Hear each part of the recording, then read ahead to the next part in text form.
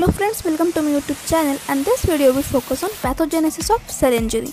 Friends, पिछले video में मैंने बताया था सेल इंजरी, तो अगर आपने उस वीडियो को नहीं देखा तो प्लीज़ पहले उस वीडियो को देख लीजिए। तो चलिए शुरू करते हैं। Cell injury pathogenesis means the manner of development of disease, किस वजह से डिजीज़ डेवलप हुआ है। Generally the cell is categorised into following: first, reversible cell injury, second, irreversible cell injury. Reversible cell injury कैसे होता है ये फ्लो चार्ट के थ्रू समझेंगे। हाइपोक्सिया एंड इस्चीमिया ये दोनों मेडिकल कंडीशन है जिसकी वजह से एटीपी डिक्रीज हो जाता है। एटीपी डिक्रीज होगा तो 3 प्रॉब्लम्स क्रिएट्स होंगी। फर्स्ट है इंट्रासेलुलर पीएच डिक्रीज, मतलब सेल के अंदर जो साइटोसोल होता है उसका पीएच को डिक्रीज करता है, डैमेज करता है, sodium pump and protein synthesis को डिक्रीज कर देता है। और इन तीनों प्रॉब्लम्स की वजह से अल्ट्रा स्ट्रक्चरल या फंक्शनल चेंजेस होती हैं जो कि एक रिवर्सिबल सेल इंजरी कहते हैं। फर्स्ट है reversible cell injury.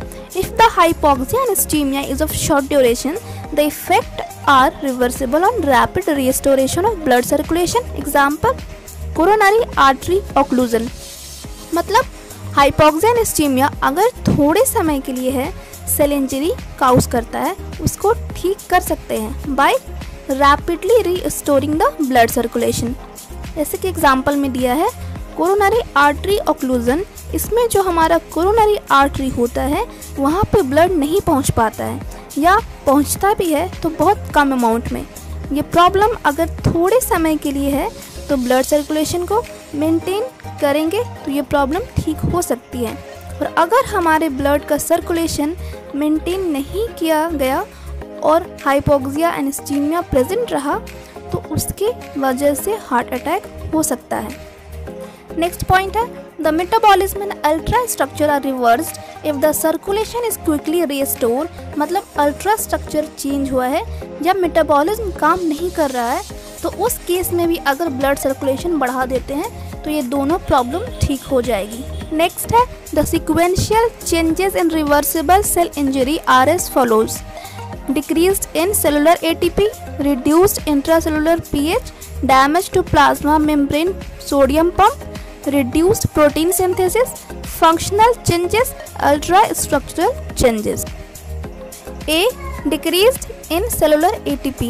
ATP is essentially required for a variety of cellular function. Cells के फंक्शन को परफॉर्म करने के लिए ATP की ज़रूरत होती है, such as membrane transport, protein synthesis, lipid synthesis and phospholipid metabolism. तो इन सब को परफॉर्म करने के लिए ATP की ज़रूरत पड़ती है। In human cell ATP is derived from 2 source: anaerobic respiration, oxidative phosphorylation in mitochondria which required oxygen. Oxidative phosphorylation के थ्रू मिलता है, माइटोकॉन्ड्रिया में ऑक्सीजन का ज़रूरत पड़ता है, एरोबिक रिस्पिरेशन में, और इसी के थ्रू हमें ATP मिलता है। Second, anaerobic respiration. ATP is generated from glucose, glycogen in the absence of oxygen. यहाँ पर ऑक्सीजन की ज़रूरत नहीं पड़ती है, डायरेक्ट ग्लूकोज एंड ग्लाइकोजन के थ्रू ATP मिलता है। Ischaemia and hypoxia both limit in the supply of oxygen to the cell due to which the generation of ATP decrease. Ischaemia and hypoxia ये दोनों ऑक्सीजन की supply को रोक देते हैं जो कि सेल तक नहीं पहुँच पाता है, और उसकी वजह से ATP का सिंथेसिस होता है या जनरेशन होता है वो डिक्रीज हो जाता है। B. Reduced intracellular pH.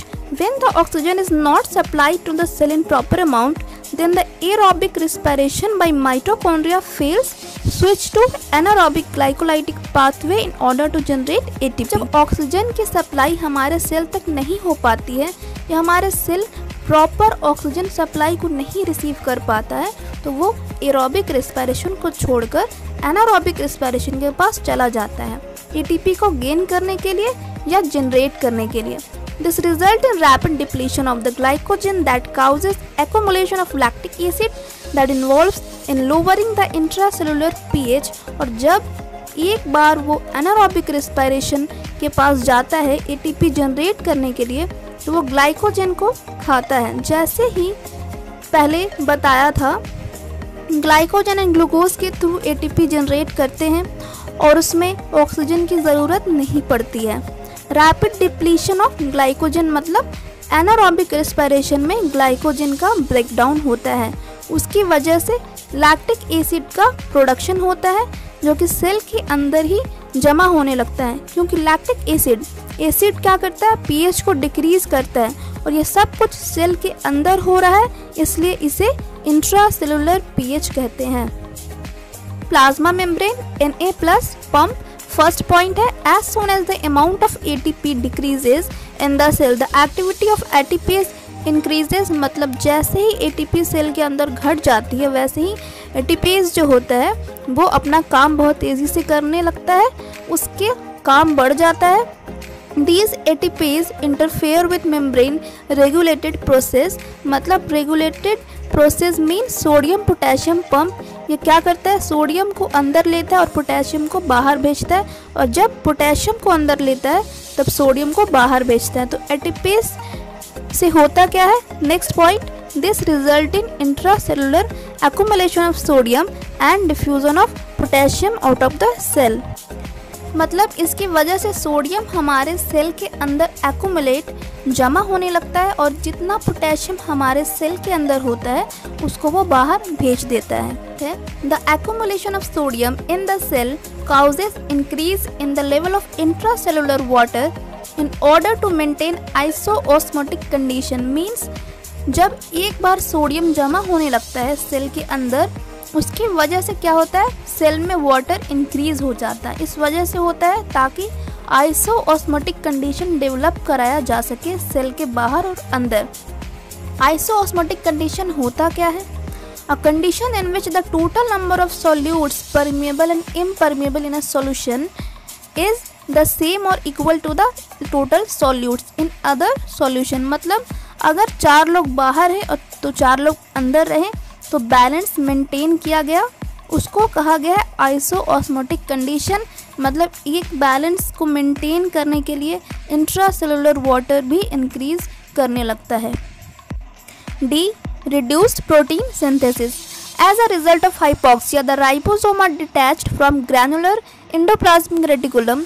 जो राइबोसोम ग्रैनुलर एंडोप्लाज्मिक रेटिकुलम से जुड़ा हुए थे वो हाइपोक्सिया की वजह से अलग होने लगते हैं ग्रैनुलर एंडोप्लाज्मिक रेटिकुलम से, और जो पॉलीसोम होता है वो मोनोसोम में डिग्रेड हो जाते हैं हाइपोक्सिया की वजह से, और इसी की वजह से प्रोटीन सिंथेसिस घट जाता है। एग्जाम्पल में देखेंगे, myocardial contractility ceases within 60 second, means जब कोरोनरी ऑक्लूजन होता है तो उसकी वजह से मायोकार्डियल कॉन्ट्रैक्टिलिटी बंद हो जाती है।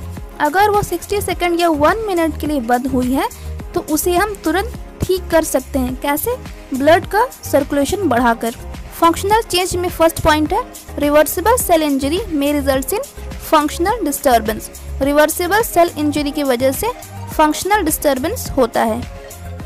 नेक्स्ट है ultra structural changes, reversible injury to cell causes following ultra structural changes, ऐसे इंजरी जिसे हम ठीक कर सकते हैं और उसके वजह से कौन कौन से चेंजेस आते हैं। फर्स्ट पॉइंट है एंडोप्लाज्मिक रेटिकुलम।